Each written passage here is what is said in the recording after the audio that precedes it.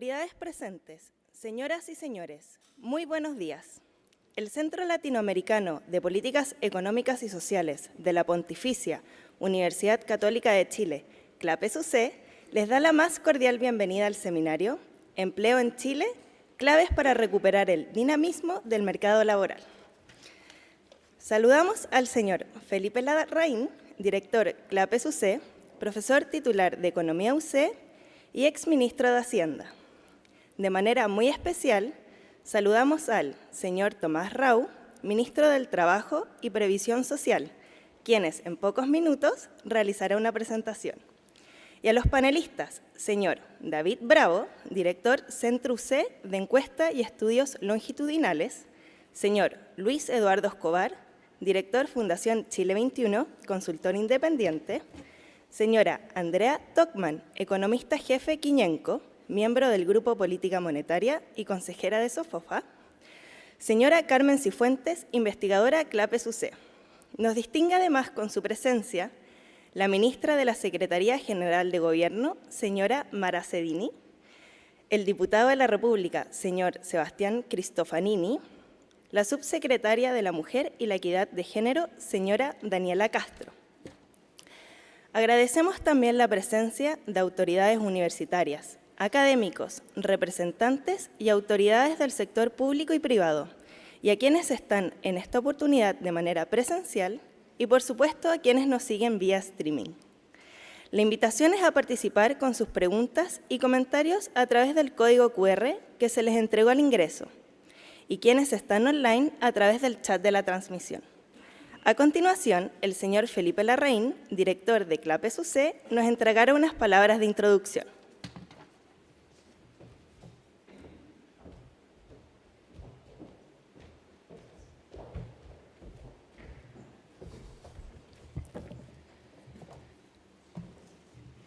Muy buenos días.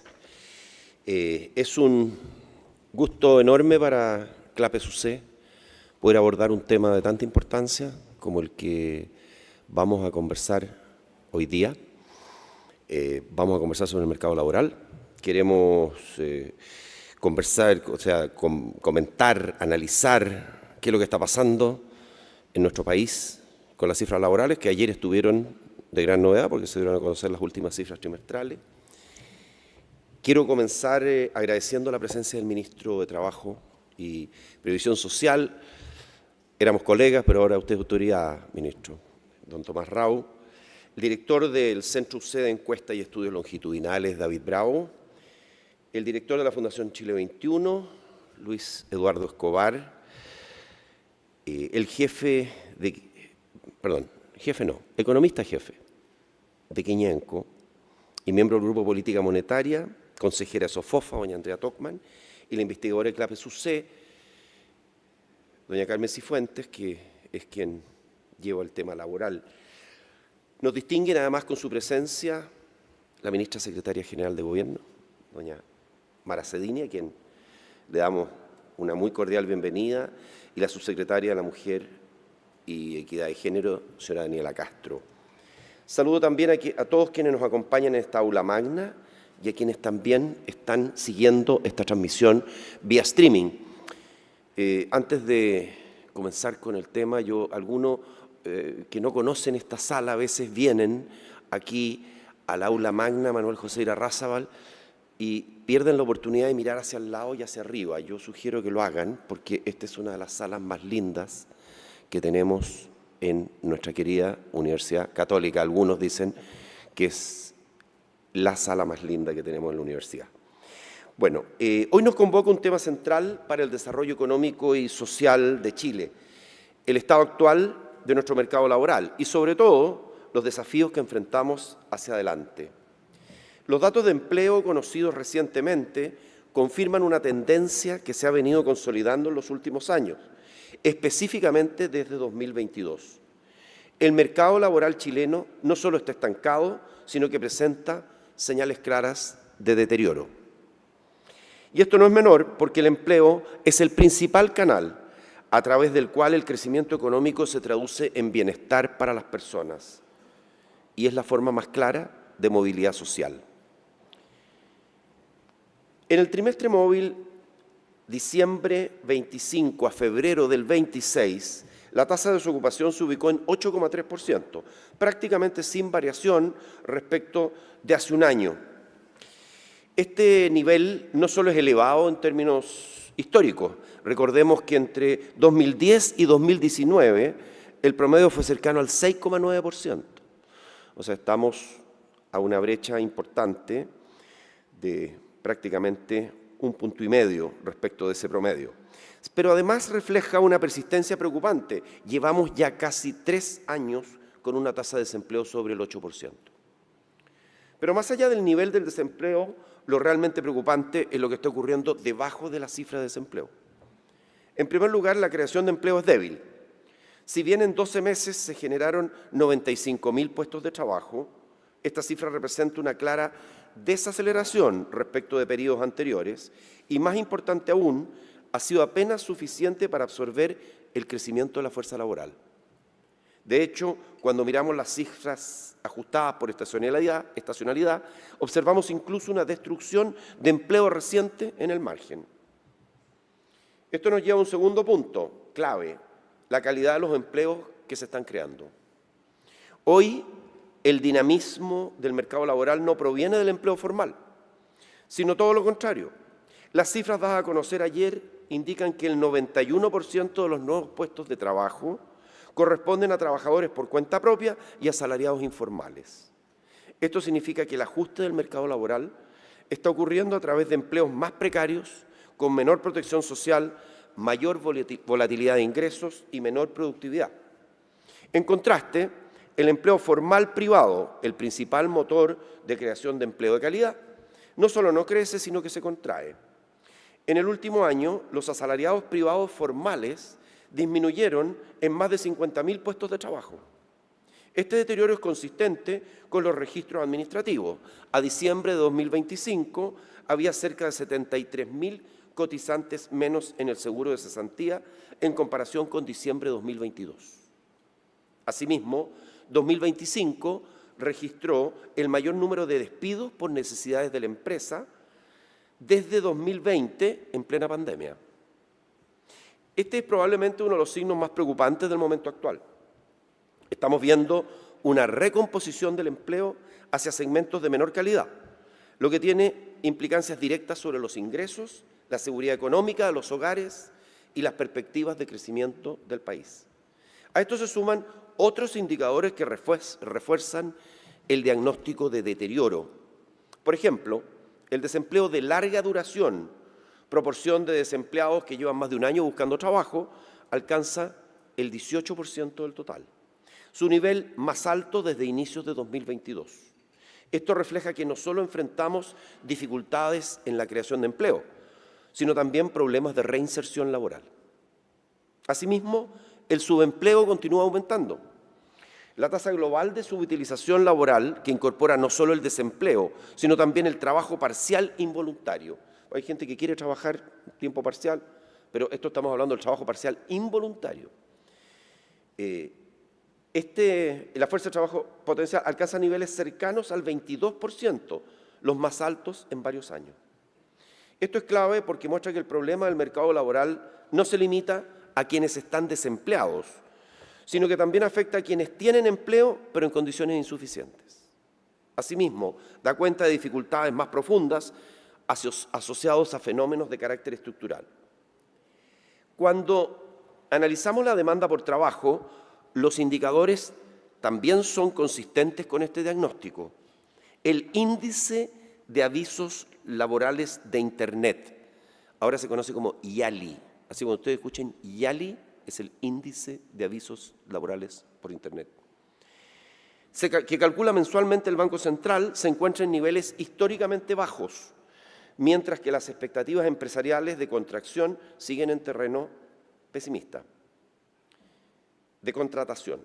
En otras palabras, no solo el presente es débil, sino que tampoco hay señales claras de una recuperación robusta en el corto plazo. En este contexto, es importante también considerar el impacto de las políticas públicas sobre el mercado laboral.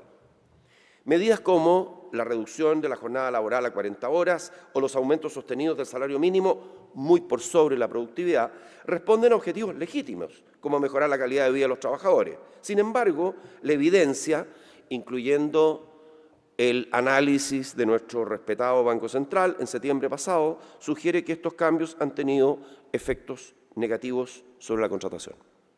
En particular, los mayores costos laborales han afectado con mayor intensidad a las pequeñas y medianas empresas, nuestras pymes, así como a sectores intensivos en mano de obra, limitando la creación de empleo formal y favoreciendo la informalidad.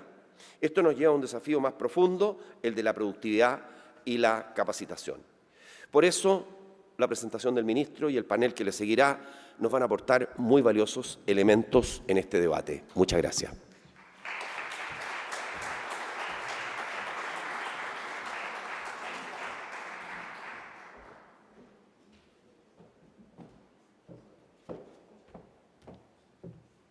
Muchas gracias. Ahora escucharemos la exposición del señor Tomás Rau, ministro del Trabajo y Previsión Social.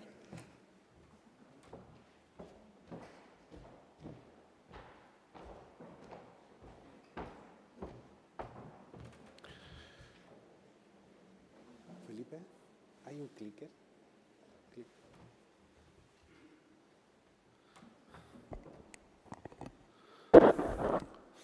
Hola, buenos días. Bueno, primero que todo, muchas gracias por la invitación. Siempre un honor visitar mi casa por los últimos 15 años. Autoridades presentes, el vocativo ya ha sido dicho, así que voy a entrar en materia.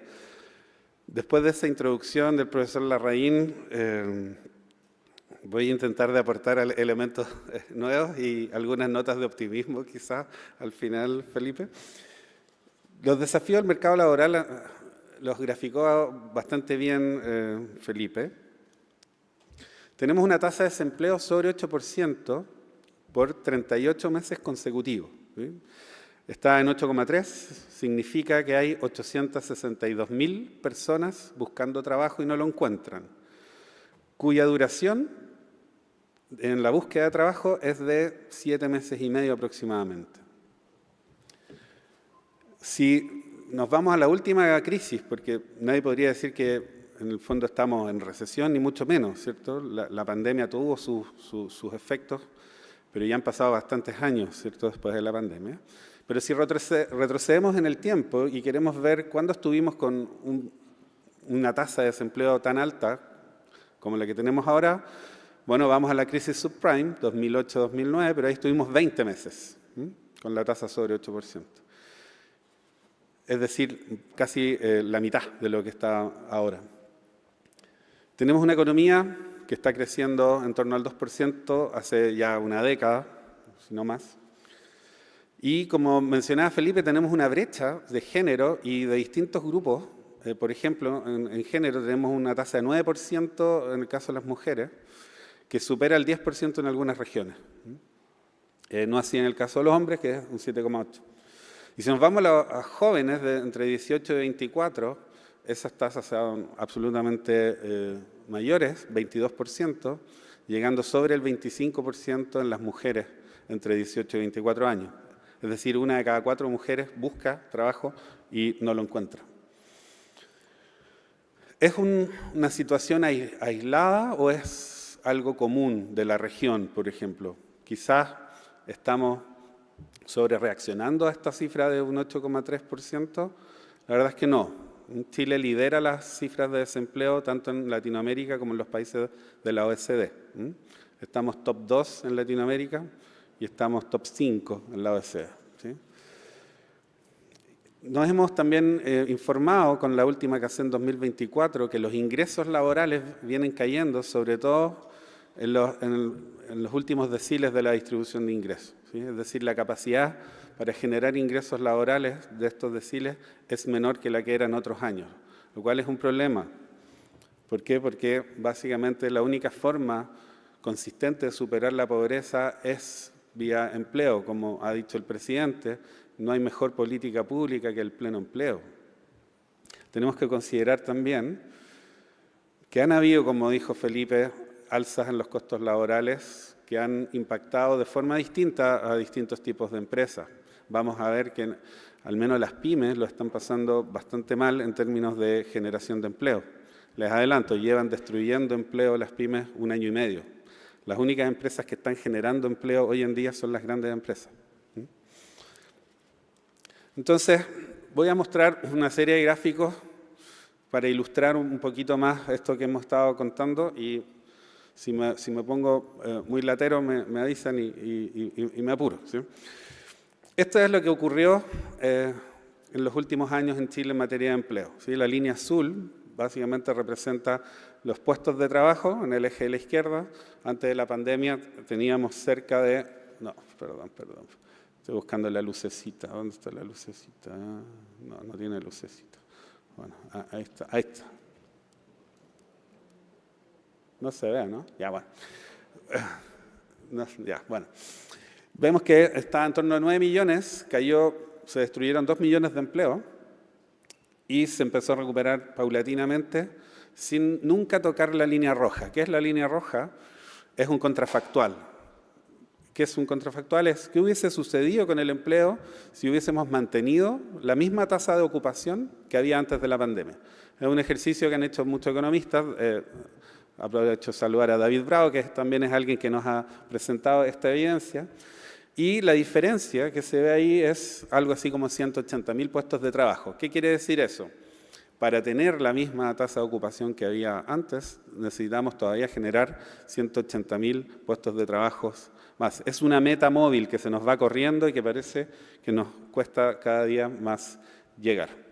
Esto acompañado de un fenómeno de desacople del crecimiento de la actividad económica y el empleo, ¿sí?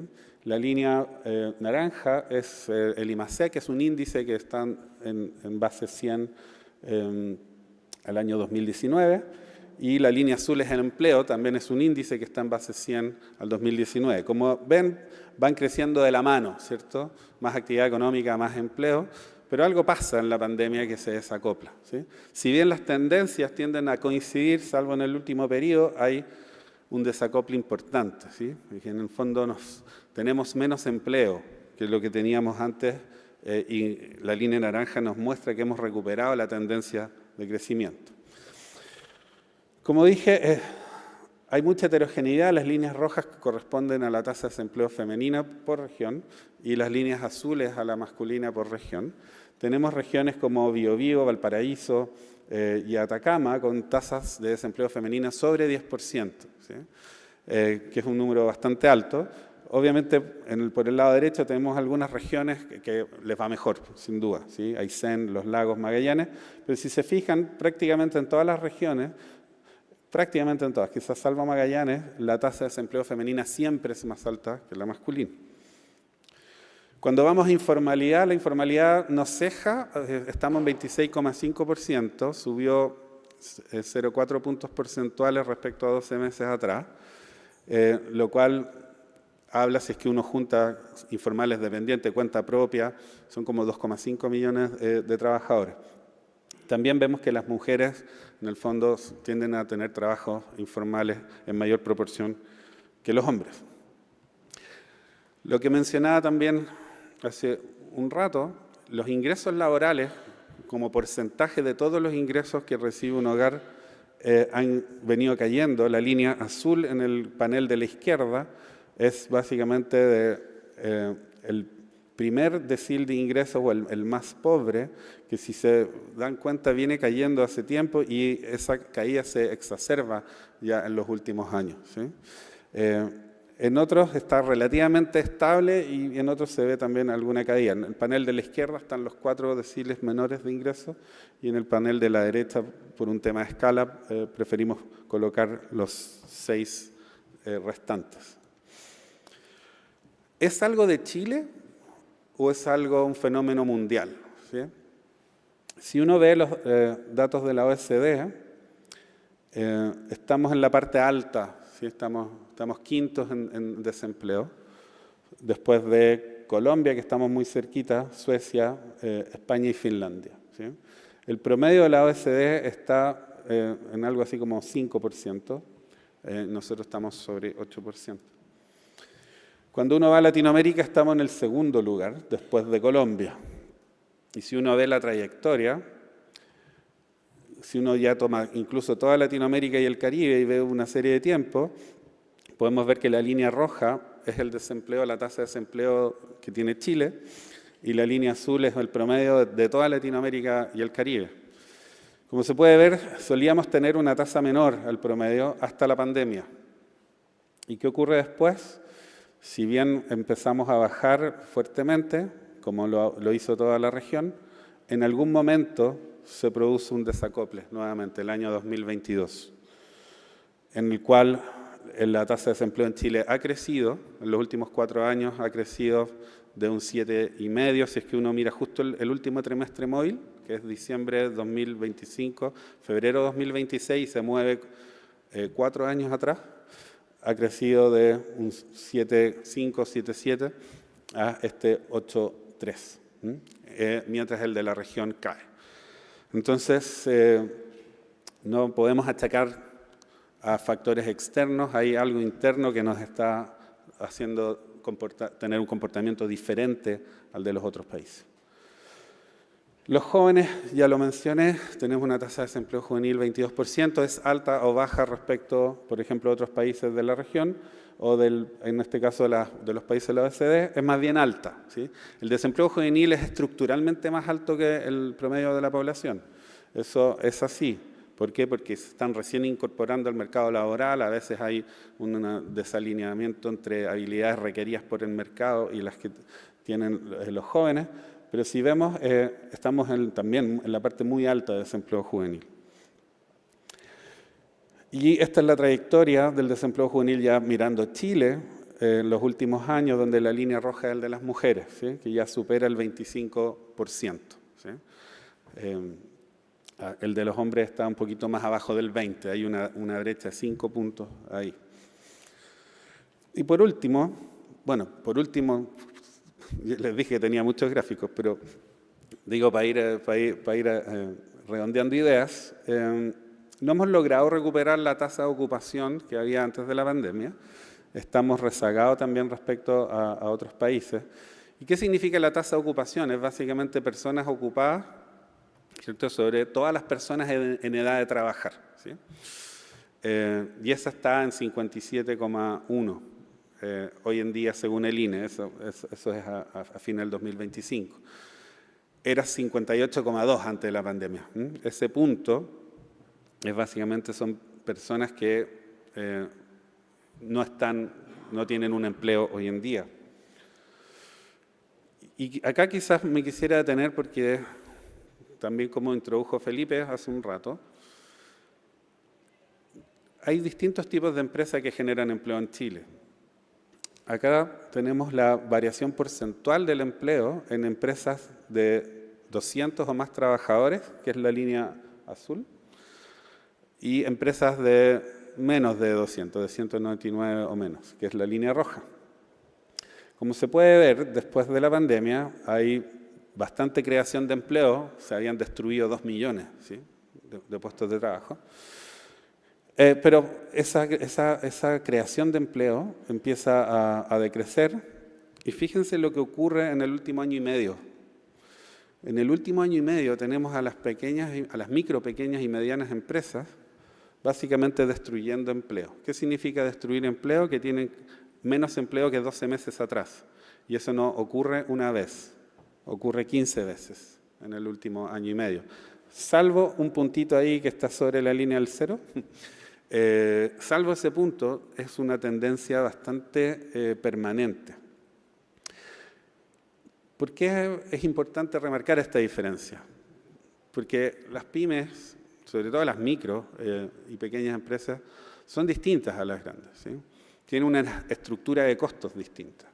Porque las pymes son las que, los trabajadores que reciben el salario mínimo, cerca de un 90% trabaja en pymes, ¿sí? Entonces, cuando se hacen políticas que, por ejemplo, aumentan el salario mínimo, es más probable que aumente a las pymes. ¿Por qué? Porque ahí están los trabajadores que reciben esos sueldos. Hubo un subsidio al ingreso mínimo que se extinguió en abril del 2025, que era para ayudar a las pymes a que pudieran cubrir las alzas del salario mínimo. Obviamente acá no estamos hablando de causalidad, pero, como bien dijo Felipe, hay algunos estudios, como el del Banco Central, que sí hablan de que estos cambios, no solo quizá el salario mínimo, sino otros, pueden estar afectando o están afectando la creación de empleo o la destrucción de empleo. Y eso es un poco lo que estamos viendo ahí. ¿Cuánto empleo generan las pymes? Cuando uno mira por ventas es el 45% del empleo. Cuando uno mira por tamaño es sobre el 60% del empleo. Digo por tamaño, por número de trabajadores. Entonces, sin duda que es un tipo de empresas que tenemos que mirar y tenemos que ver por qué están destruyendo empleo. Los costos laborales han subido en el último tiempo. Esto es datos del banco, perdón, estos son datos del INE. La línea verde básicamente es la verde continua, es el índice de costos laborales, y la línea cortada es el promedio, ¿sí? Es el promedio entre 2017 y 2019. Entonces se puede ver que a partir de 2021-22 empieza a desacoplarse también y a aumentar los costos laborales. Cuando uno ve los costos laborales por tamaño de empresa, la serie de tiempo, también ve que la línea azul y naranja, que son las pequeñas y las medianas, tienen un mayor aumento en costos laborales que las grandes, que es la línea verde. Una de las razones es que las grandes empresas en proporción pagan muy poco el salario mínimo, pagan sobre el mínimo, ¿sí? Solo alrededor de un 10% de los trabajadores que reciben el mínimo están ahí. Esa es una de las razones. El panorama que enfrentamos, no solo en este gobierno, sino en el próximo, es que el alza en costos laborales es permanente y está estipulado por ley, por una reforma que aprobamos, que es para subir las pensiones. El año pasado, en agosto, comenzamos a subir la tasa de cotización a cargo del empleador. En agosto de este año sigue y así. Y vamos a terminar en el año 2033, ¿sí? De subir todo el alza de cotización de la reforma de pensiones. Por supuesto que es deseable ahorrar más, por supuesto que es deseable tener mejores pensiones, pero tenemos que hacernos cargo de esto, ¿sí?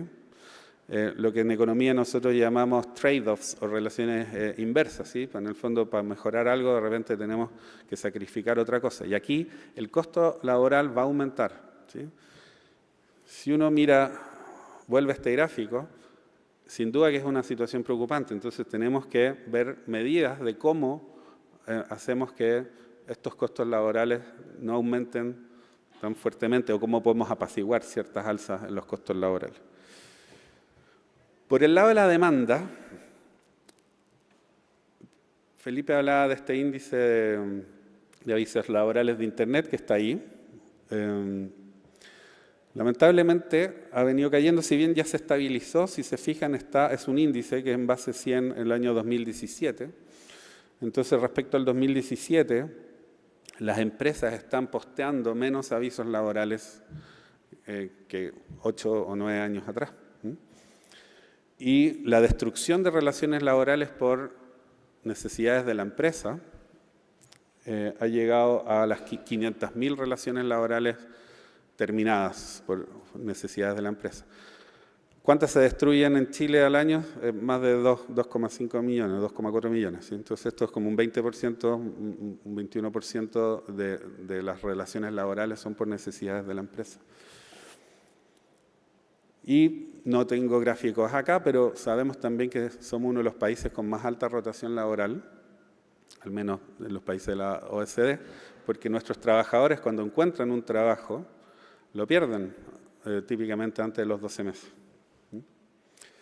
Entonces, ¿cuál es el gran desafío acá? Y vamos a tratar de poner algunas notas de optimismo, ¿cierto? El desafío es generar más y mejor empleo y entrar en este círculo virtuoso en que estuvimos muchos años, ¿cierto?, de nuestra historia no tan lejana, ¿sí?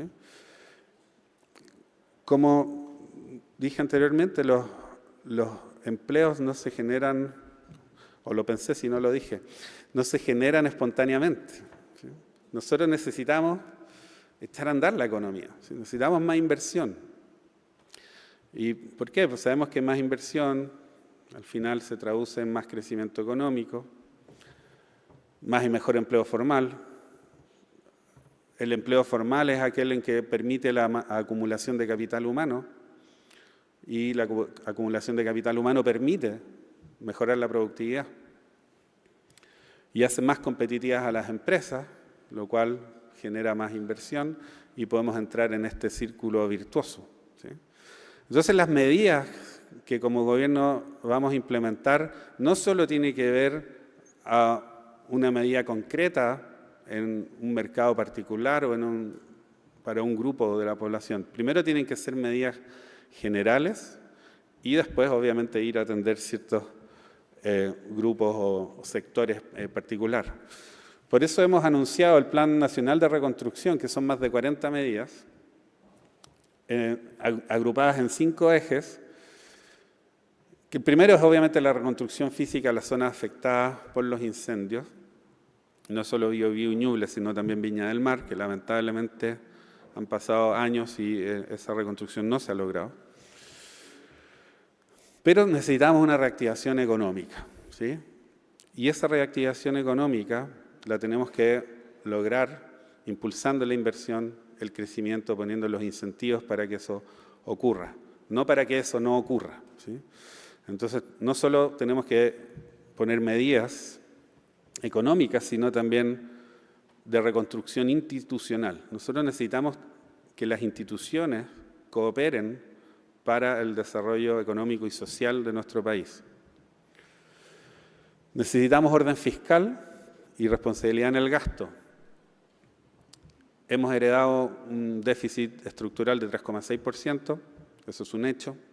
Son 13.000 millones de dólares, un déficit efectivo de 2,8%, en torno a 10.000 millones de dólares. Las medidas cuestan recursos y los recursos son escasos ante múltiples necesidades. Estamos en proceso de un ajuste fiscal de 3% y tenemos que ser muy responsables en cómo se gastan los recursos de todos los chilenos. Pero hay una condición habilitante. Sin seguridad, quizás mucho de lo que he dicho acá no se va a cumplir, ¿cierto? Si yo no tengo la seguridad que no me van a vandalizar un centro de distribución, una bodega, una planta, un pequeño taller, que no me van a robar las herramientas, ¿cómo vamos a dar esas certezas para invertir? Entonces, tenemos ahí también un eje muy, muy potente en seguridad y combate al crimen, como una condición habilitante, ¿cierto? No solo para el desarrollo económico, sino para la vida de las personas. Algunas medidas inmediatas son los 400.000 millones adicionales para reconstrucción tras los incendios. Este dato lo mencionó el ministro Quiroz. Estos son 3 semanas de MEPCO, si es que no hubiésemos hecho los cambios, ¿sí? En 3 semanas podemos tener esos recursos para la reconstrucción. Vamos a reducir la tasa del impuesto corporativo, vamos a presentar como gobierno una ley miscelánea del 27 al 23%, que es el promedio de la OECD, de hecho, está un poquito más abajo. Medida, recordemos,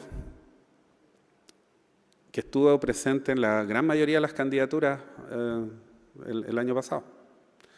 Medida también que fue apoyada por un grupo grande de economistas que escribieron un libro que se llama El Puente, el cual tuve la suerte de ser parte. Y esto no se trata de favorecer a los más ricos de Chile, esto se trata de impulsar la inversión en las empresas que generan al menos un 50-55% del empleo en Chile, y como les mostré en la gráfica, son las que están generando ese poco empleo que mencionaba el profesor Larraín, esos 95.000 empleos, ¿sí? No lo están generando las pymes. Nosotros necesitamos impulsar la creación de empleo, ¿sí? Detrás de cada décima de la tasa de desempleo hay más de 10.000 personas que están buscando y no lo encuentran, ¿sí? Entonces, Yo sé que los economistas a veces usamos muchas cifras, y bueno, la economía se mide en cifras, pero se vive en los hogares al final. Hay un sector de la economía que es muy intensivo en mano de obra, que ha estado muy deprimido en los últimos años, que es básicamente el sector construcción y en particular la vivienda. Estamos con un déficit de unos 80.000 empleos en ese sector. Si nosotros lográramos impulsar ese sector, podríamos generar mucho empleo. El tema es que hay un stock de viviendas que no se vende, ¿sí? Por distintas razones. Hubo un subsidio a la tasa de hipotecario que mostró que funcionó, ¿cierto? Era acotado, creo, a 50.000 viviendas. Y acá hay una propuesta de eliminar el IVA por un periodo de 12 meses, que va a tener que ser complementado para que no haya, ¿cierto?, personas que decidan esperar y se nos caiga la venta, que es algo que ha salido. Esto va a ser complementado con otras medidas. Y en particular, estamos trabajando en un subsidio al empleo formal para fomentar el trabajo. ¿A qué me refiero con un subsidio al empleo formal? Es básicamente, vamos a subsidiar alrededor de un 10%, estamos estudiando los parámetros, puede ser más, de la remuneración de los trabajadores que están en riesgo de caer en la informalidad, entiéndase que están ganando en torno al salario mínimo, ¿sí? Entre el salario mínimo y un umbral por definir. Ese subsidio va directamente o en un 90% a las pymes, ¿sí? ¿Por qué? Porque alrededor del 90% de los trabajadores que ganan el mínimo trabajan en una pyme, ¿sí? Ese es un estímulo importante a un grupo grande de trabajadores en que vamos a meter en la ley miscelánea. Sin duda que hay mucho trabajo en temas de burocracia y permisos, ¿sí?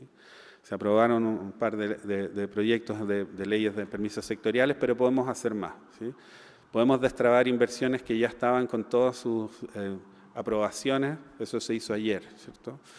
Tenemos casi 100.000 millones de dólares esperando evaluación ambiental, que generarían algo así como 120.000 empleos en la etapa de construcción y 50.000 empleos en la etapa de operación, ¿sí? Tenemos que agilizar. Obviamente tenemos que cuidar el medio ambiente, sin qué duda cabe, pero tenemos que ser más ágiles. No puede ser que una planta desaladora se demore 11 años, ¿sí? Eso no puede ser.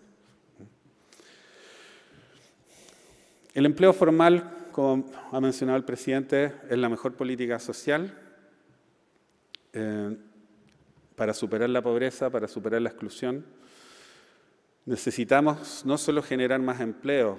En el último trimestre se generaron 95.000 empleos, pero la gran mayoría fueron empleos informales, ¿sí? Nosotros necesitamos generar empleos con seguridad social. Aumentar la participación de grupos rezagados, mujeres jóvenes, jóvenes en particular, y ahora ya mayores de 55 años se está también incorporando como un grupo rezagado.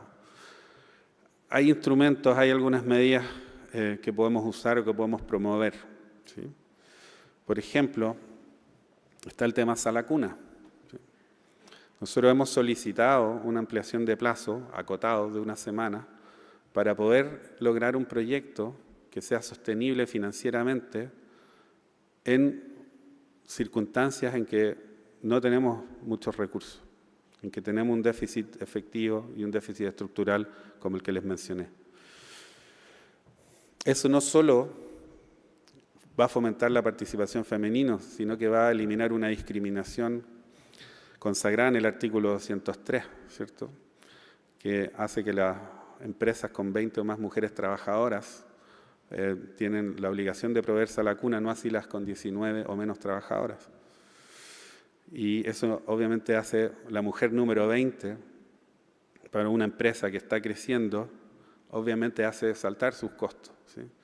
Tenemos que eliminar esa discriminación. Y eliminar esa discriminación implica hacerse cargo de esa lacuna. Y eso lo tenemos que hacer responsablemente, ¿sí? No podemos hacer proyectos de ley que no están financiados, ¿sí? Y estamos trabajando en eso. Se acaba también de promulgar el subsidio unificado al empleo, que une subsidios de larga data. El subsidio al empleo joven del año 2009, el bono del trabajo a la mujer del año 2012, el subsidio a la cotización de trabajadores jóvenes, que no me recuerdo el año, pero es muy antiguo también. Estos se han unificado en un solo subsidio, que es más potente, y se ha promulgado ahora. A nosotros nos toca implementarlo, se implementa en 6 meses más, de acuerdo a lo que dice la ley. Acabamos de retirar el veto de la Ley Integral de las Personas Mayores, o de envejecimiento positivo. Ustedes van a decir, ¿qué tiene que ver con trabajo? Tiene mucho que ver, porque incorpora medidas de flexibilidad laboral, de jornadas acotadas para trabajadores mayores, ¿sí? Ese proyecto había sido aprobado unánimemente y en la administración anterior el presidente había puesto un veto. Nosotros lo hemos retirado para poder promulgar ese proyecto.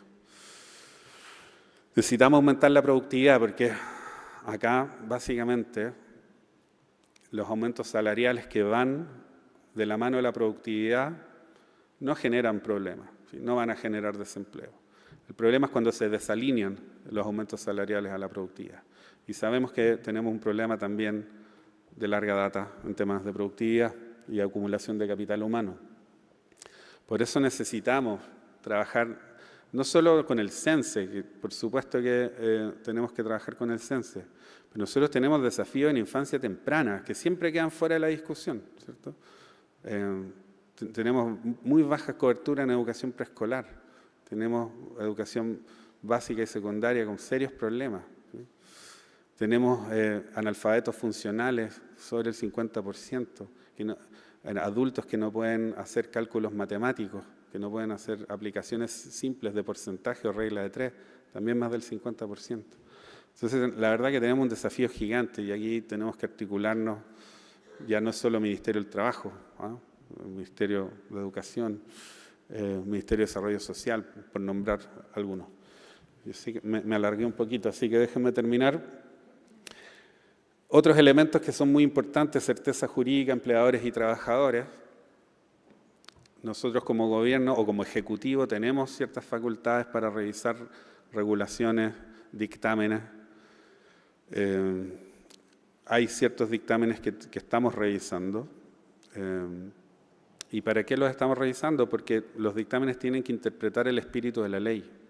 Y hay algunos de ellos en que encontramos que se ha ido un poco más allá de la ley. Nosotros tenemos que dar esa certeza.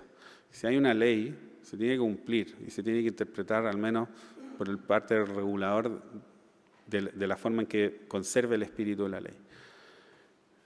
Eso lo estamos haciendo. No tenemos que seguir introduciendo barreras que frenen el dinamismo. Vamos a tener que buscar maneras inteligentes de amortiguar, por ejemplo, estas alzas de costos laborales. Una de ellas es el subsidio que hemos anunciado. Y sin duda que uno construye sobre lo que le toca, ¿cierto? Uno no parte desde cero. Nosotros tenemos que construir sobre lo logrado. Acá hemos dicho que vamos a respetar el cronograma y la ley de las 40 horas, lo que no significa que podamos hacer ajustes en la medida de los que nos permita la ley para que haya más adaptabilidad por parte de las empresas. Nos toca el gran desafío de implementar la reforma de pensiones con calendarios muy acotados. Y, como mencioné, nos toca implementar el subsidio único al empleo, entre otras cosas. Yo creo que lo voy a dejar hasta acá. Estamos trabajando para usted. El desafío es inmenso, pero las ganas son aún mayores y sabemos que con el compromiso de todos, esto no es un desafío de un gobierno, es el desafío de un país. Así que los invito a confiar y a trabajar por Chile. Muchas gracias.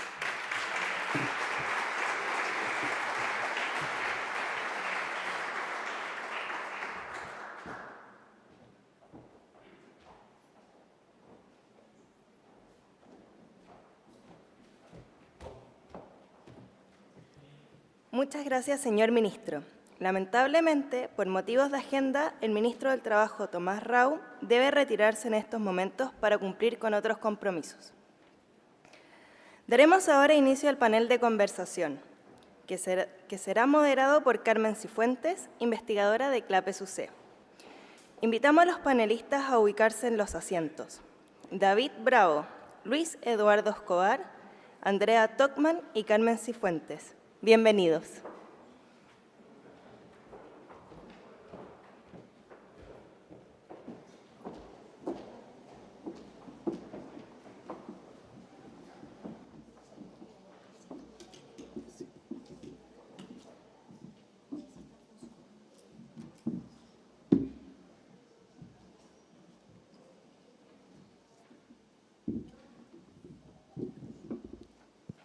Aló.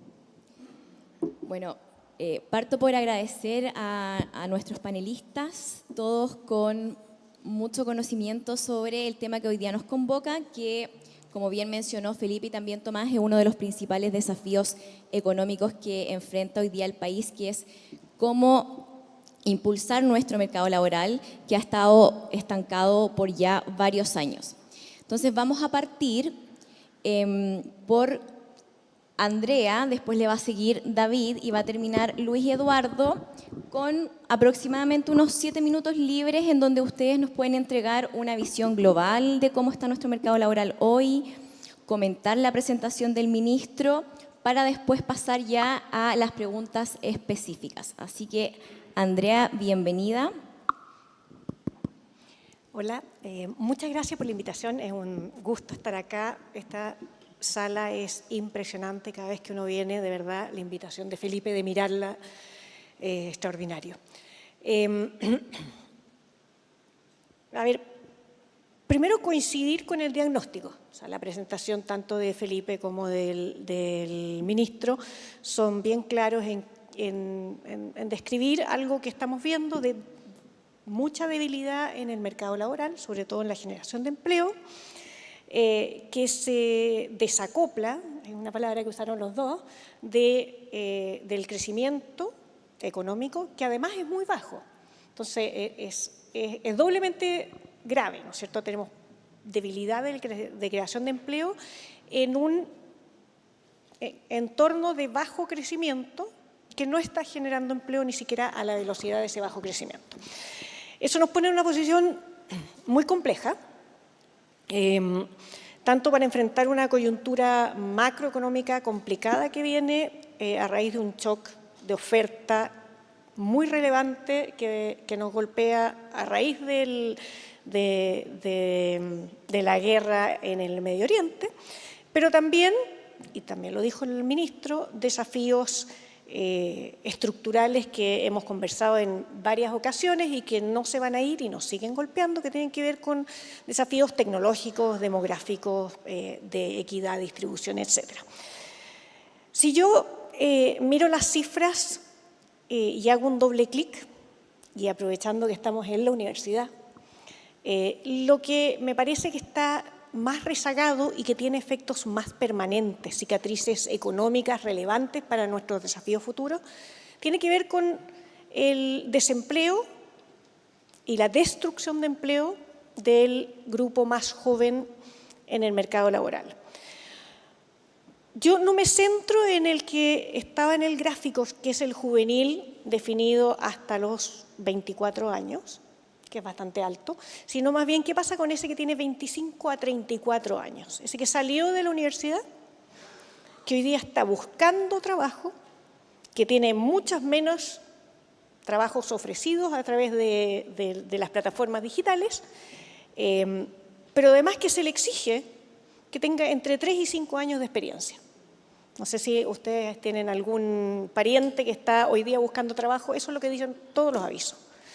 Entonces, sale de un centro de estudios importante, relevante, está el rector del DUOC aquí también, así que educación técnica tremendamente relevante, y se encuentra sin conseguir trabajo, con desempleos prolongados. Si uno mira las últimas cifras, llevamos 15 meses de destrucción de empleo para ese grupo de edad. En los últimos 12 meses son 67.000 empleos perdidos. Entonces, me parece que ese es un lugar donde hay que poner el foco. Es importante porque el inicio de la vida laboral marca el resto de la carrera. O sea, sin duda, cómo empieza, afecta qué tipos de trabajos posteriores tienes, cuáles las trayectorias de ingreso, cuánta productividad puede ir adquiriendo, cuánto capital humano puede ir adquiriendo en el camino, más cotizaciones para pensiones, que es un desafío, más recaudación fiscal futura, más cohesión social, más incorporación. Entonces, es un problema que para mí es de altísima prioridad. ¿Por qué pasa esto? ¿Por qué tenemos una sequía en los puestos de entrada? ¿Por qué tenemos una puerta que se cerró para gran cantidad de personas? Claramente se asocia un desajuste entre esta alza significativa en costos laborales, encarecimiento en la contratación, que no está acompañada de una percepción de mayor productividad. Este gap se va haciendo más grande y por lo tanto el ajuste natural es a través del margen extensivo, es decir, recortar las nuevas vacantes que vienen en la parte de abajo en los puestos más junior. Esto toca sustancialmente la agenda de productividad. No es solo una agenda de subsidiar el empleo, que es sumamente relevante, y voy a llegar a eso en un minuto, sino también la agenda de productividad que tiene que ser mucho más allá que un slogan. Es real, es necesario mejorar la equidad y la pertinencia de la educación en todos los tramos, incluyendo la experiencia que se adquiere dentro de las empresas. Si no entran a las empresas, es imposible o es muy difícil ir adquiriendo esa experiencia que les están pidiendo. Entonces, aquí estamos en un círculo vicioso. Si además de eso le sumamos los efectos que tiene la tecnología, que reemplaza normalmente parte importante de las labores que uno hace al empezar un trabajo a nivel junior. Estamos entonces con una segunda presión en la capacidad de aprender en el lugar de trabajo para hacer despegar trayectorias laborales positivas a la máxima capacidad que cada uno tiene. Es como que nos cortaron el primer peldaño en la escalera. Y eso tiene consecuencias muy significativas para cada una de las personas en términos individuales, pero tiene un efecto muy significativo en crecimiento en el mediano y largo plazo, en productividad en el mediano y largo plazo. Entonces es un desafío sumamente importante. Y pensando en esta relación entre quién genera el empleo, qué pasa con las empresas grandes versus las chicas, ahí hay otro tema muy relevante que tiene que ver con cuáles son las que adoptan más rápidamente la tecnología. Son las grandes, que tienen toda la capacidad necesaria para hacerlo. Y en esas grandes que están generando el empleo, claramente ese gap de productividad en los puestos de entrada se ve más grande también porque tienen más tecnología. Y por lo tanto vamos a tener ahí un cuello de botella significativo que ya se está viendo, pero yo creo que va a ir incrementándose. Último tema sobre jóvenes. Existe bastante literatura que asocia las grandes transformaciones, innovaciones y adaptaciones tecnológicas a la entrada de nuevos talentos, a un cerebro que es más plástico, que cuestiona todo. Si no hay entrada, si hay una puerta de entrada cerrada a esta generación joven, tenemos un problema también de dinamismo futuro y de innovación futura. No es simple lograr cambios en esta línea. El Estado por sí solo no lo va a poder hacer. Algunos proyectos de ley que están todavía en el Congreso que nos piden cuotas para contratar obligatoriamente a menores de 28 tampoco lo van a lograr. Hay un problema de coordinación y complementariedad entre el Estado, las instituciones de educación superior, las instituciones de capacitación y las empresas. El rol de la política pública tiene que estar ahí y creo que todavía hay bastante que hacer en esa área. Para terminar, segundo tema, informalidad, que duda cabe que es un gran tema. Solo una recomendación, se fue el ministro, pero la voy a dejar puesta. ser súper cuidadoso cuando queremos hacer transformaciones grandes a través de un instrumento como un subsidio. Me gustaría sugerir que el diseño se trabaje con mucha precaución. Tenemos bastante historia local e internacional para entender un poquitito cuáles son los incentivos de fijar distintos umbrales en quienes acceden y quienes no acceden, cuándo acceden, hasta cuándo acceden. Conocemos también muchos malos incentivos de gaming, en el sentido de empresas fantasma, empresas de papel, recontratación, nos vamos turnando trabajadores para poder seguir ganándonos el subsidio. Yo no haría un macro subsidio, ya salimos de la propuesta del crédito tributario, parece, pero que era la primera, ¿no es cierto? Haría algo mucho más pequeño, piloteado, ojalá en el Biobío, que es una de las donde tenemos los mayores desafíos, con recuperación de información relevante para ir modificando el diseño, que es donde está la cola del diablo, y luego empezar a escalar. Yo creo que, dado los ejes y los desafíos de Chile, el costo de un gran proyecto es algo con lo cual hoy día no nos podemos estar jugando. Entonces, mucho cuidado con el diseño. Muchas gracias, Andrea. Sin duda, los jóvenes son uno de los grupos que está más rezagado respecto de la pandemia, y es un desafío que no solamente va a tener que abordarse desde la política pública, sino que también donde las empresas van a tener que tener un rol importante. Y si alguien sabe de los grupos rezagados y que siempre nos presenta su análisis sobre cómo estamos respecto antes de la pandemia, es David, a quien le cedo la palabra ahora. Bueno, muchas gracias a CLAPE por el seminario, a mis colegas acá en el panel, y creo que fue muy importante haber escuchado al ministro del Trabajo en una exposición completa. Llevamos, bueno, 6 años, ¿cierto?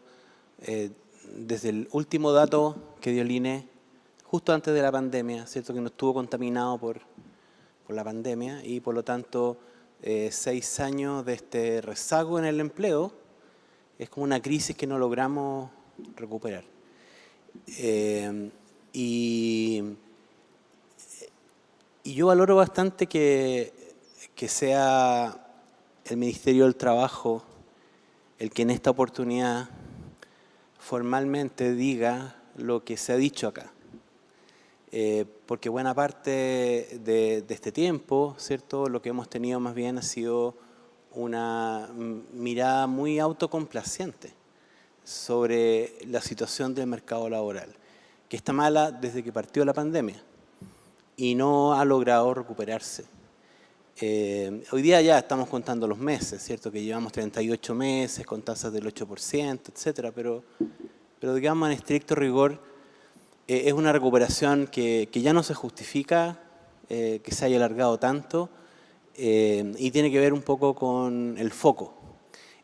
El diagnóstico a veces sobra, se requieren soluciones, pero si hay un mal diagnóstico, las soluciones son malas. Y por eso es que creo que el que hoy día se esté reconociendo, ¿cierto?, desde la autoridad del Ministerio del Trabajo, que tenemos un problema, como muchas veces he dicho en estos 4 o 5 años, el principal problema es no pensar que teníamos un problema. Tenemos un problema en el mercado laboral, lo hemos tenido, y precisamente como el diagnóstico ha sido malo, las soluciones han sido malas, porque hemos actuado como si no hubiéramos tenido un problema, y eso explica este desacople que básicamente se ha producido, ha sido provocado por las políticas, ha sido provocado por las buenas intenciones, que lamentablemente no bastan las buenas intenciones, ¿cierto?, para hacer política pública, y en particular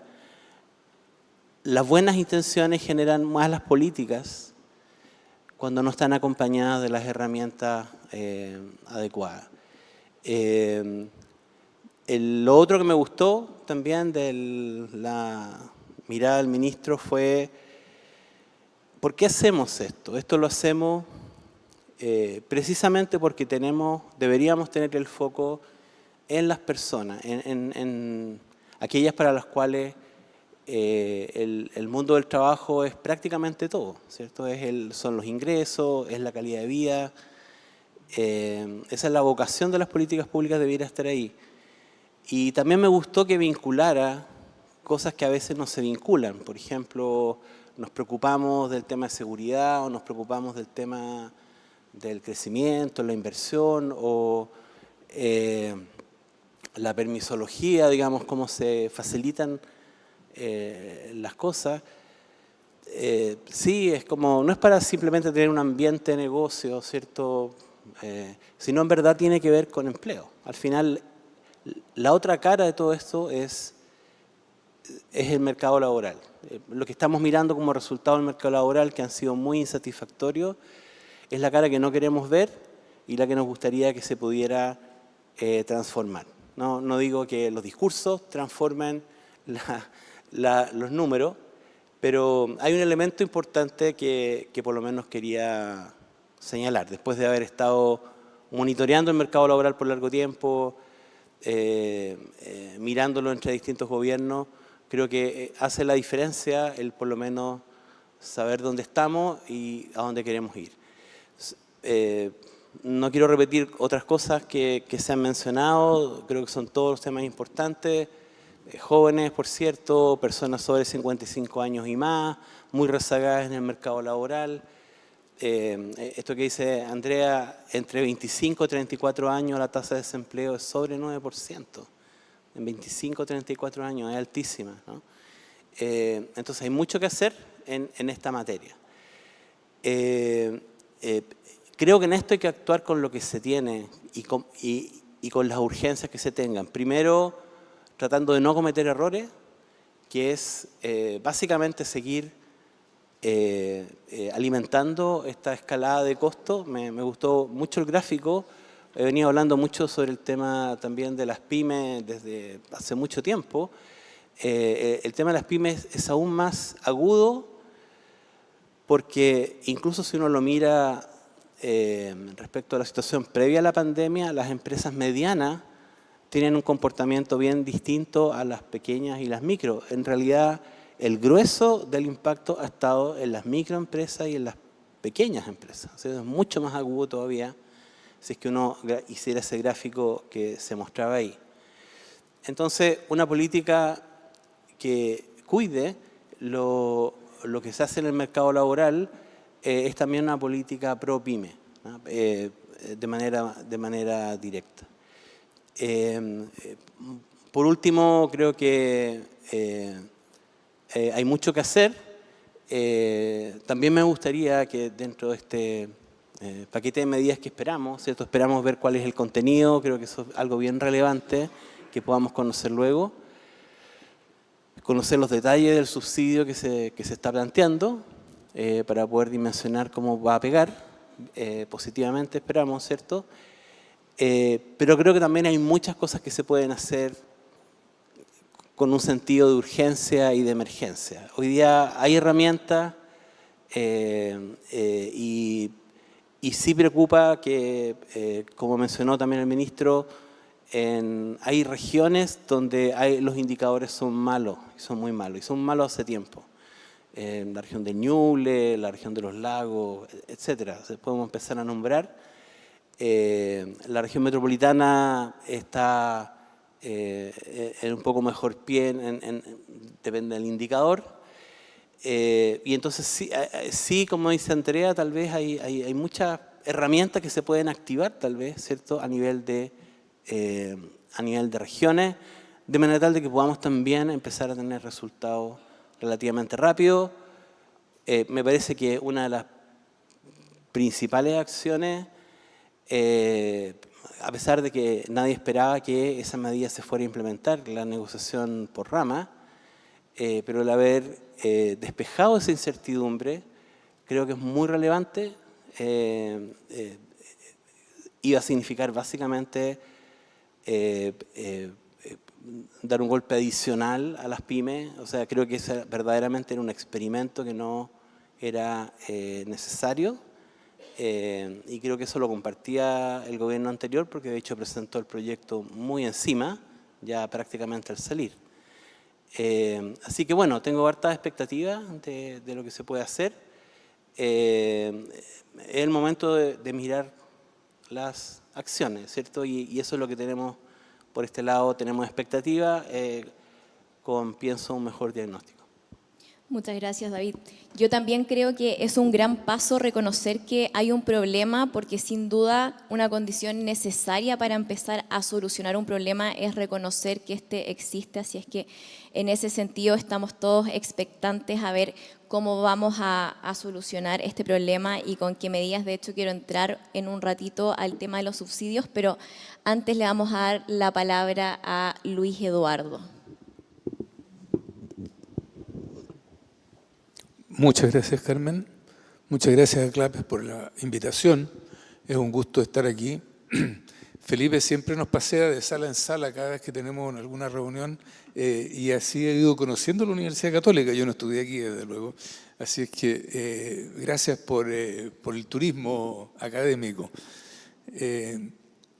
A ver, respecto de lo que nos convoca hoy día, yo primero quiero hacer un disclaimer, como dicen mis amigos del norte, en el sentido de que yo no soy un especialista en economía del trabajo.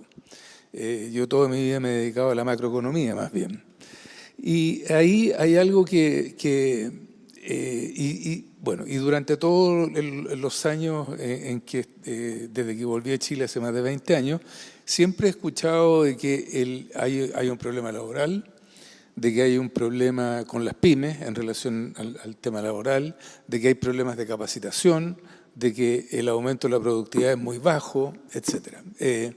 Y yo, una de las cosas por las cuales le quiero dar las gracias al ministro es que, usando los datos que están disponibles y a los cuales todos tenemos acceso, porque por suerte tenemos una buena base estadística en este país,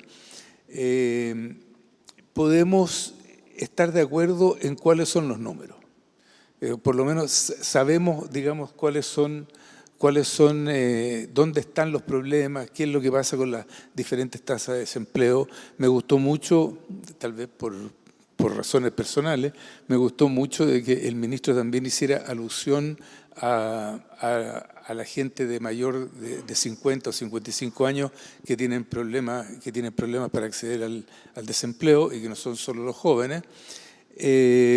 Y que nuestro mercado laboral ha sido incapaz de hacerse cargo de ello, a pesar de que hay gente que está en perfecta capacidad de trabajar. Pero teniendo todos los números, habiéndolos puestos todos en los PPT y en los informes que todos leemos, incluyendo los de David, que lo hace regularmente, yo lo que siento es que no tenemos un buen diagnóstico. Sabemos dónde están los problemas, pero lo que no sabemos es qué es lo que los causa. Entonces, ¿por qué es que, digamos, todos tenemos hipótesis, pero creo que todavía nos falta un diagnóstico sólido, compartido, que nos permita ir a diseñar soluciones que se hagan cargo globalmente de lo que vemos que está ocurriendo en el mercado laboral. Ahora, esta no es una crítica para la gente que trabaja en el mercado laboral, tenemos el mismo problema de desacople en el lado tributario. Hasta ahora nadie ha podido explicar por qué, tenemos los números, sabemos de dónde vienen los orígenes, pero no tenemos un diagnóstico de por qué hay un rezago tributario respecto del crecimiento del PIB. Entonces, a eso me refiero con el desacople. Nos falta un buen diagnóstico. Y yo creo que esa es una tarea en la cual tenemos que trabajar si queremos tener soluciones que sean sostenibles a largo plazo y que sean, y esto es lo más importante tal vez, que sean efectivas, ¿no? Y para mencionar un aspecto más sobre eso, Por ejemplo, una cosa que también citó el ministro y que también sale en los informes regularmente es que la tasa de rotación laboral en Chile es excesivamente alta y que una alta proporción de las personas que consiguen empleo lo pierden en menos de 12 meses. Ahora, yo intuyo que hay razones de costo para hacer eso, pero entonces, si vamos a pensar en mejorar el capital humano, entrenar mejor a la gente, elevar la productividad, etcétera, etcétera, una de las cosas que no podemos tener son tasas de rotaciones de menos de 12 meses. Y en eso es lo que decía Andrea hace unos minutos. Entonces, ahí es donde yo me siento ignorante, por decirlo así de esa manera. Y lo otro es que con eso no quiero desmerecer el hecho de que esto, como lo dije en la campaña que se me echaron, es un desastre. O sea, estamos hablando de 800.000 personas que no tienen empleo, que no tienen cómo ganarse la vida decentemente, que no tienen la disciplina laboral que hay detrás de eso. Todo lo que conlleva, creo que David lo decía, al final nosotros, gran parte de lo que somos lo que trabajamos. Entonces, esto es un desastre nacional, es tan desastre como los desastres naturales y tenemos que hacernos cargo. Yo, así con la misma patudez de la Andrea, si uno le puede hacer una recomendación al ministro, ¿sabe, ministro? Hágase una comisión Marfan o algo parecido sobre temas laborales que tengan un diagnóstico compartido y que hagan propuestas que se puedan implementar colectivamente. Ahora, ¿cuáles son, desde la patudez del ignorante, cuáles son algunas de las cosas que evidentemente son importantes si uno quiere resolver los problemas de empleo? Primero, que nada, está una tasa de crecimiento más alta que la que tenemos. Y una tasa de crecimiento más alta que la que tenemos requiere inversión. Eso está en el PPT del ministro. Y sin más inversión, entonces tampoco hay aumentos importantes en la productividad. Las dos, si uno ve cuáles son los sectores más productivos de esta economía, son aquellos que son más intensivos en el uso de capital, o sea, donde se invierte más en maquinaria, equipo y tecnología. Y esos en Chile son dos, son minería, electricidad, gas y agua. Y esos son los sectores, digamos, que están en la vanguardia del desarrollo tecnológico, de la productividad, los mejores niveles de empleo, la mejor calidad de vida, etcétera, etcétera, están asociados a esos sectores. Entonces, cuando uno mira el conjunto de la economía, lo que tiene que estar pensando es, bueno, ¿qué hacemos en Chile para elevar la tasa de inversión? Y nosotros en eso yo creo que hemos sido bastante negligentes.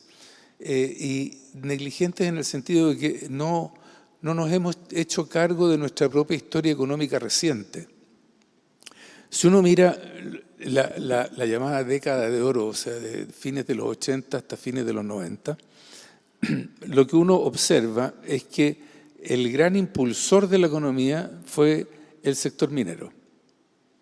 El sector minero que se expandió la producción minera en Chile en 5 veces en el periodo de una década. Entonces, y eso arrastró el resto de la economía. Pero detrás de eso había una política pública que permitió el desarrollo privado del sector minero, como hubo también una política pública detrás de la salmonicultura, nuestro segundo sector exportador, como hubo también una política pública detrás del desarrollo agrario. Entonces uno dice, bueno, ¿y si eso fue lo que nos permitió crecer, lo que nos permitió salir de la pobreza, lo que nos permitió dar empleo de mejor calidad? Entonces, ¿qué estamos haciendo hoy día para crear nuevos sectores económicos? Tenemos una política del litio que tal vez haya que revisarla, tal vez haya que adaptarla a las condiciones actuales en el mundo, pero que está en ciernes y que yo creo que necesita más apoyo. Venimos teniendo una conversación sobre el hidrógeno verde, que también se supone que es uno de los sectores de desarrollo futuro en los cuales también tal vez el gobierno podría jugar un papel más importante, el Estado me refiero, un papel más importante en todo lo que tiene que ver con la coordinación público-privada y la solución de los problemas, entre otros, por ejemplo, los problemas ambientales. Y de ahí hacia abajo hay una serie de propuestas que tienen que ver con sacar adelante, una de ellas la mencionaba el ministro, que tiene que ver con todo lo que es lo ambiental y destrabarlo. Hoy el gobierno actual va a acelerar los procesos de revisión de los consejos de ministros. Los felicito por eso, yo creo que eso es un elemento fundamental. Y en consecuencia, esto de poder resolver el tema permanente de desempleo, que ya lleva 3 años, también es un problema al cual nos tenemos que hacer cargo colectivamente y no depende solamente de aquellas cosas que se puedan hacer desde el gobierno central con un subsidio por aquí, otro subsidio por allá. Está el sistema educacional, están los temas de seguridad, están los temas de colaboración público-privado, está el rol de las empresas públicas. Todo eso se va traduciendo finalmente en un proceso posible de aceleración de inversiones que puede ir solucionando el tema de desempleo ya de una manera más estructural. Eso no significa desconocer la importancia que pueden tener subsidios puntuales, pero tenemos que reconocer que los subsidios generalmente son efectivos en el corto plazo y no son ni debieran ser una parte permanente de los sistemas de empleo, salvo por facilitar, digamos, el acceso de los universitarios, como dice Andrea. Yo sospecho que el problema es mucho más serio en el grupo no universitario y yo concentraría los esfuerzos en materia de subsidios y de reducción de costos laborales, más bien en ese sector, pero siempre como una política más bien temporal. Eso es lo que les puedo compartir desde mi ignorancia. Muchas gracias. Muchas gracias, Luis Eduardo. Claramente este es un desafío que involucra, como tú bien dijiste, a diversos actores. Debiese estar involucrado el sistema educativo, el Estado, las mismas empresas. Y también me gustó lo que mencionaste sobre la idea de hacer una comisión de expertos en donde se pueda llegar a un consenso, ¿verdad?, sobre cuál es el diagnóstico, cuáles debiesen ser los grupos en donde debiesen focalizarse ciertas políticas. Ojalá nos inviten a esa comisión. Así que muchas gracias a los tres por su exposición. Ahora vamos a pasar a la ronda de preguntas. Me gustaría hacerle una pregunta a cada uno y después cerrar con una pregunta general y darles un minuto de cierre. Lo ideal es que estas preguntas las respondan en aproximadamente 2 minutos para que seamos justos con el tiempo. Y quiero partir con Andrea, porque tú mencionaste el tema de los subsidios y nosotros sabemos que Chile cuenta con distintos subsidios a la contratación. Desde el gobierno anterior se impulsó esta unificación de los subsidios, pero también sabemos que muchos de estos subsidios tienen resultados limitados en el empleo formal. ¿Estamos diseñando mal los subsidios o estamos esperando que estos subsidios resuelvan un problema que es de carácter más estructural? Y tú que vienes del mundo de la empresa o tienes más conocimiento desde esa área, ¿cambia un subsidio la decisión de contratar o en realidad es marginal frente a otros factores como costos, incertidumbre? A ver, el punto central yo creo que es que no todos los subsidios son iguales. La forma en que uno los diseñe es esencial en términos de cuánto puedes alterar las decisiones tanto de demanda como de oferta laboral. Y hay decisiones centrales, por ejemplo, algunos de los subsidios que mencionó el ministro entregan una proporción al empleador y otra proporción al trabajador. Cuánto de eso afecta la decisión depende literalmente de muchísimos elementos, incluido si el monto es suficiente y si está llegando a la empresa y al tipo de persona que lo necesita. Yo sí soy o estoy convencida de las políticas de empleo activas, las llamaría, que son esta suma de tipo de incentivos, tienen impactos en el corto plazo con consecuencias de largo plazo. O sea, mi punto de poner prioridad en los jóvenes, no solo los universitarios, yo creo que esto es la tasa de desempleo sobre el 9% claramente no son universitarios, digamos, pero sí de una generación completa que si tú de alguna forma logras desbloquear la puerta de entrada, aunque sea con incentivos de corto plazo, incluyendo aquellos que hoy día te están llevando a altísima rotación, y yo creo que ahí hay una gran dificultad para generar carreras ascendentes en las personas, podrías tener un efecto de largo plazo en las trayectorias de las personas y del país. Entonces, el diseño es fundamental, el diseño requiere preocuparte de montos, de cobertura, de incentivos. Hemos visto con el CAE, por ejemplo, anuncios que han afectado la disposición a pagar. Hemos visto con la gratuidad desaparecer algunos deciles de ingreso. Entonces, los incentivos son súper relevantes.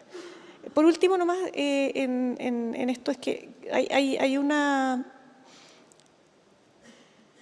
algo que me quedó dando vuelta de la presentación que tiene que ver con ese grupo, que hoy día son 970.000 personas que están en la informalidad, pero son asalariados en el sector privado. Esos no son todos personas de salarios mínimos. De hecho, la gran mayoría está en la informalidad más de cuenta propia. Ahí hay algo que hay que hacer que tiene que ver con, a lo mejor, fiscalización e incentivos y también con demostración de qué es lo que entrega, qué es lo que obtienes por ser formal. Y eso yo creo que hay mucho trabajo que hacer, que no es un subsidio, sino de mostrar qué subsidios tú tienes acceso una vez que estás en el sistema formal. Subsidio de desempleo es el primero, ¿no es cierto? Protección social en general. Yo creo que ahí hemos hecho una mala pega. Sí, hay un desafío de empezar a informar más, tanto a empresas como a trabajadores, y vamos a estar atentos al diseño de este subsidio que informó el ministro Rao. Voy ahora con David. Sabemos que las brechas de género están muy presentes en distintos indicadores del mercado laboral, y cuando uno habla de participación laboral femenina es imposible no hablar de una distribución desigual de cuidados, ¿verdad? En donde la sala cuna universal juega un rol fundamental. Pero hay bastantes economistas y profesionales que dicen que como está diseñada y como está diseñada en esta versión que no se alcanzó a aprobar, podría incluso estar desincentivando la contratación femenina. ¿Cómo se podría, a tu juicio, corregir o qué puntos resaltarías tú de la versión actual para mejorar con el objetivo de que esta política pública no pierda su sentido final, que es darle apoyo en temas de cuidado a mujeres principalmente para poder fomentar su participación en el mercado del trabajo? Bueno, gracias por la pregunta. Yo siempre he mirado el mercado laboral desde las mujeres porque yo creo que por ese ángulo no nos vamos a equivocar y a lo mejor podemos abordar los temas que tal vez se han tratado de abordar por largo tiempo, que también mencionabas tú, ¿cierto? Y cuando proponía una comisión o lo que fuera. Efectivamente, si nosotros nos miramos comparativamente a nivel internacional, incluso a cualquier meta que ojalá nos pusiéramos como país, ¿cierto? De aquí a 5 años, 10 años, nosotros deberíamos estar apuntando a una mayor inserción laboral femenina, eso es crucial. Se ha venido dando en el tiempo, ¿cierto? Gradualmente. Durante la pandemia tuvo su retroceso, pero ya se recuperó la tasa de ocupación prepandemia y la tasa de participación femenina. Las mujeres ya se recuperaron, los hombres no se recuperaron todavía en su tasa de participación. ¿Qué pasa si nos ponemos una meta por ese lado, ¿cierto? Esa tasa de participación mayor. Y luego, yo diría, puesto el objetivo, tratamos de buscar las herramientas. Y entonces a lo mejor vamos a poder tocar algunas de las cosas que ha sido muy difícil de mirar, como el hecho de ir a mirar la legislación laboral. Pensemos en las mujeres, pensemos en qué cosas podrían hacer que esa participación suba. Y probablemente vamos a mirar con otro ángulo cuestiones de flexibilidad que a veces no obstaculizan, digamos, ¿cierto? Entonces creo que eso puede ser un buen camino. El caso que tenemos hoy día en discusión, el de Sala Cuna, es un ejemplo, por supuesto que es una gran oportunidad. ¿Qué es lo que tenemos que conseguir, en mi opinión? Y conste que hay una indicación de la que todos hablan, pero que no es pública, entonces no sabemos finalmente qué es lo que tenía y que las negociaciones, ¿okay? Entonces esperamos que ahora, especialmente con lo que también señaló el ministro, vamos a tener una discusión ya más pública, o sea, poder hacer algo más público. En mi opinión, hay que eliminar el artículo 203. O sea, el artículo 203 del Código del Trabajo establece una obligación para los empleadores y de proveer Sala Cuna a mujeres trabajadoras, si es que, ¿cierto?, 20 o más. Y algo de discusión se produjo, también salieron las pymes a reclamar, porque más allá de cómo se financie el beneficio que se está considerando, y hemos visto cómo la legislación, la interpretación de la legislación laboral evoluciona y los tribunales y la dirección del trabajo, alguien puede decir, bueno, pero es obligación del empleador, independientemente de lo que tú pagues. ¿Qué pasa si no hay Sala Cuna en una localidad? Entonces, obligación del empleador porque está en el artículo 203. Ahora ya no importa si es menos de 20. Entonces, para no arriesgar ese problema, creo que tenemos que ser bastante francos. Lo que se está buscando en ese proyecto es generar un derecho, que es el derecho a que una mujer y un hombre, digamos, porque se extendió, ¿cierto?, a hombres y mujeres, con un niño en edad de Sala Cuna, un trabajador o trabajadora, pueda tener derecho a tener el beneficio de Sala Cuna. Y después está el tema del financiamiento. Entonces, si uno desacopla, digamos, el hecho de que es una obligación del empleador y se establece que el empleador va a contribuir con una cotización o con lo que sea que se establezca, pero no genera el problema, ¿cierto?, que eventualmente podría tener un empleador. Pensemos en una empresa pequeña. Hay prácticamente el 90% de las empresas hoy día en Chile no tiene la obligación de Sala Cuna, no la tiene. Entonces, esto que estamos haciendo, desde una cierta medida, es algo bien fuerte. O sea, vamos a generar ese derecho, pero podría caber la posibilidad de que se interprete de que ese 90% de empresas, que son la mayor parte de pymes, ¿cierto?, y muy pequeñas, de repente alguien les va a decir, mira, tienes no hay Sala Cuna en tu localidad y entonces tienes que armarte una Sala Cuna. No es solamente la cotización del 0,1, el 0,2 o lo que sea. Eso es lo que tenemos, creo yo, que de esa discusión zanjar para que básicamente el beneficio de Sala Cuna sea una política pro empleo, como creo que en efectiva es una política pro empleo. Tenemos que mantenerla pro empleo. Eso sería como lo que tendría cuidado. Por supuesto que está el tema de los recursos, de cómo se financia, pero eso creo que me aseguraría de que vaya por otro lado. Muchas gracias, David. Vamos a pasar a la última pregunta específica que va dirigida a Luis Eduardo, y luego les voy a dar un minuto de cierre y les voy a plantear una pregunta por si la quieren responder en el cierre, pero en realidad es libre. Luis Eduardo, tú hablaste de que estamos perdiendo oportunidades en algunos sectores y que podríamos apostar por algunos sectores específicos de la economía para dinamizar el empleo. ¿Qué instrumentos concretos podríamos usar en políticas sectoriales, subsidios, incentivos tributarios, temas de regulación, inversión, para poder justamente aprovechar estas oportunidades que presentan algunos sectores y así darle un impulso extra a nuestro mercado laboral? A ver, yo no creo mucho en apostar por sectores.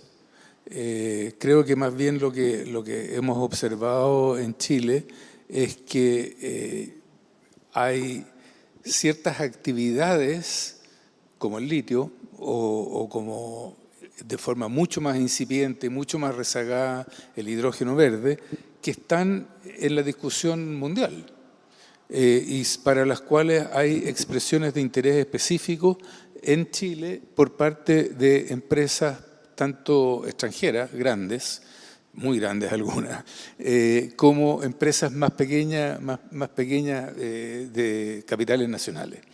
Entonces yo creo que no hay que hacer grandes apuestas del Estado, que el Estado se ponga con la mitad del capital o que haga ese tipo de cosas. Creo que la etapa para eso ya pasó y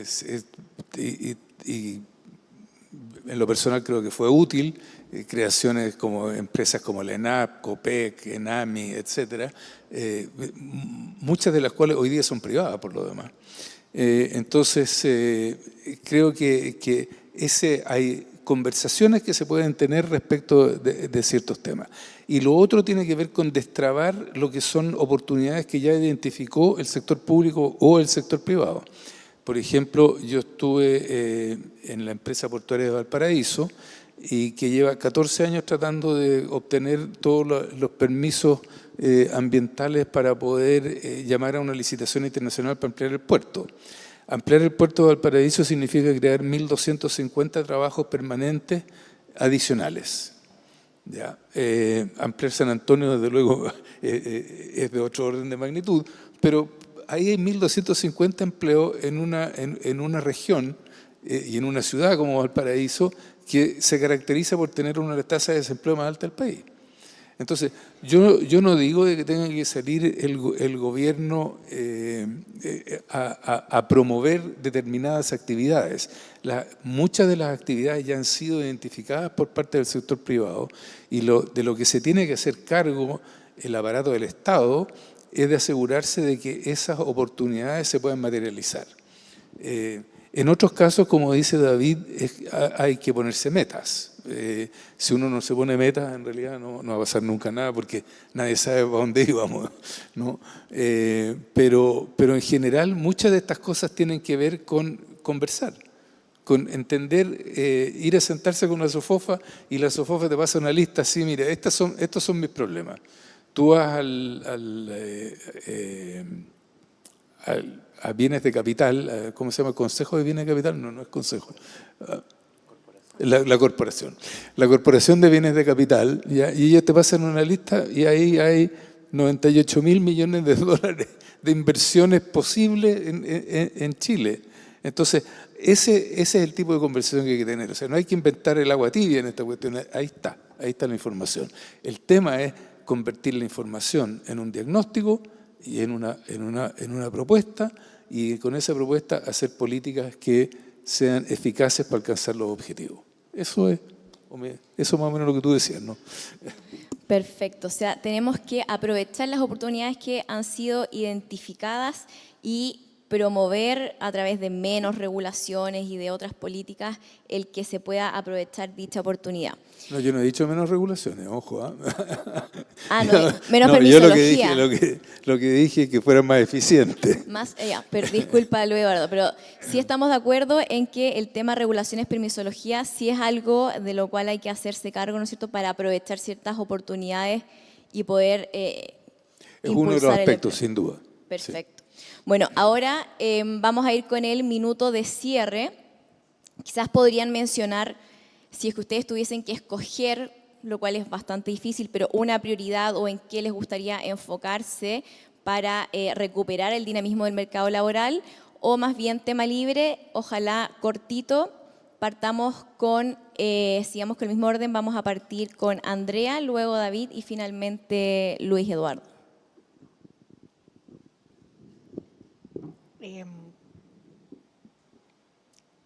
Yo pondría muchísimo foco en la agenda de productividad. Creo que es el habilitante para generar buenos empleos hacia adelante y generar crecimiento, sin duda. Es una agenda muy grande la de productividad, ¿no es cierto? Creo que la construcción de las relaciones coordinadas, complementarias, entre el Estado, la empresa y las instituciones de intermediación laboral, capacitación laboral y educación es esencial. Lo hemos tratado de hacer muchas veces. Hay, no sé, un proyecto del CENSE que está ahí hace mucho tiempo. Me parece que una de las llaves principales que requieren todavía bastante trabajo de diagnóstico y de propuestas tiene que ver con productividad, y es la que nos permitiría, espero, salir de esto que han llamado emergencia, desastre, crisis laboral, y que no es algo pasajero y que tiene consecuencias duraderas muy dolorosas para el país. Entonces, si tengo que jugarme por una, sería productividad. Muchas gracias, Andrea. David. Es de largo aliento, pero reforma al CENSE, eso está hace rato. Hace rato, con el ministro estuvimos en esa comisión cuando era ministra Belén Matei, esa reforma de capacitación. Una de las cosas más importantes fue que en ese trabajo, simplemente porque se cruzaron datos, se pudo encontrar que 95%, para no ser decir 100%, de todas las cosas que se hacían en CENSE no tenían impacto en empleo, incluyendo la franquicia, por supuesto, tributaria, ¿no? Entonces, ¿cómo hace uno para tener un diagnóstico de esa naturaleza? Estamos hablando del año 2011. Y ahora no ha habido cambios muy sustantivos, seguimos con el mismo déficit. Nosotros medimos el año 98, salió en 2000 este primer informe sobre analfabetismo funcional, ¿cierto?, que se mencionó. Volvimos a hacer el mismo estudio el 2013 con los mismos instrumentos y no se había movido un ápice. Y ahora salió PIAC, ¿cierto?, en los últimos 2 años, y la verdad las cosas es que uno no ve movimiento.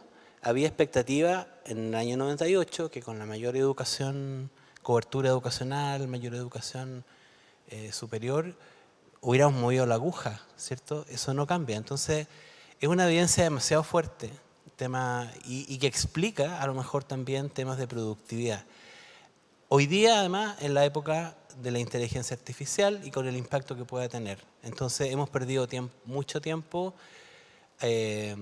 Como está la gente del Ministerio del Trabajo acá todavía, ¿cierto?, que trabaja con el ministro, definitivamente no se nos puede quedar eso, no se puede perder el tiempo.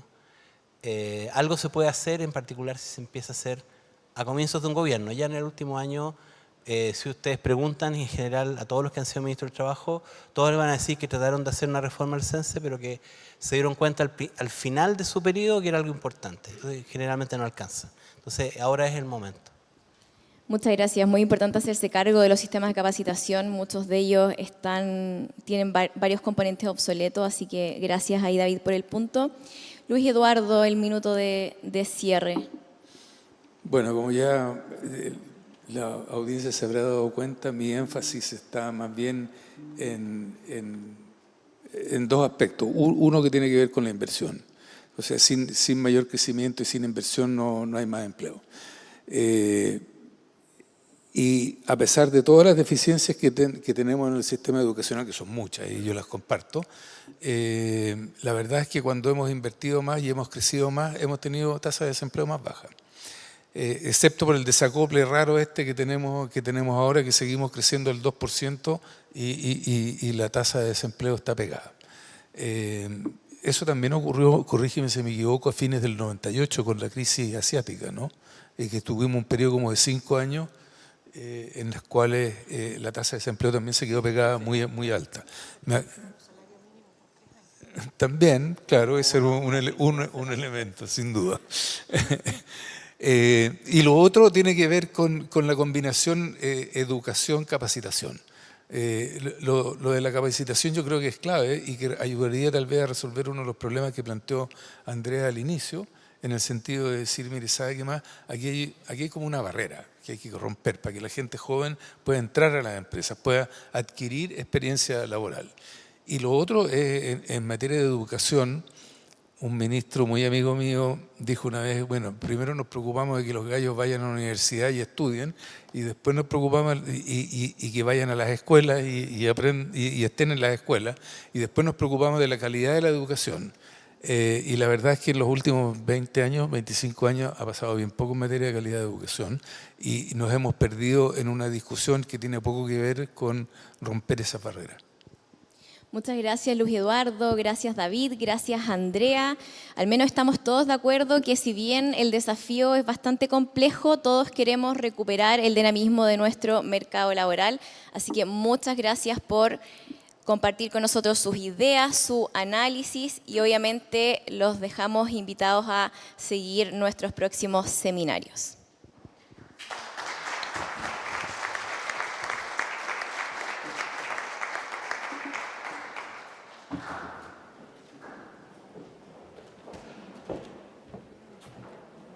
De esta manera damos por finalizado este interesante seminario y en nombre de CLAPES UC agradecemos la participación de nuestros invitados que formaron parte del seminario de hoy y por supuesto a todos quienes compartieron esta mañana. Los dejamos invitados a seguir participando en los próximos seminarios que realizaremos durante este año. A quienes nos acompañan en el salón los invitamos a un café a la salida. Muchas gracias, muy buenos días.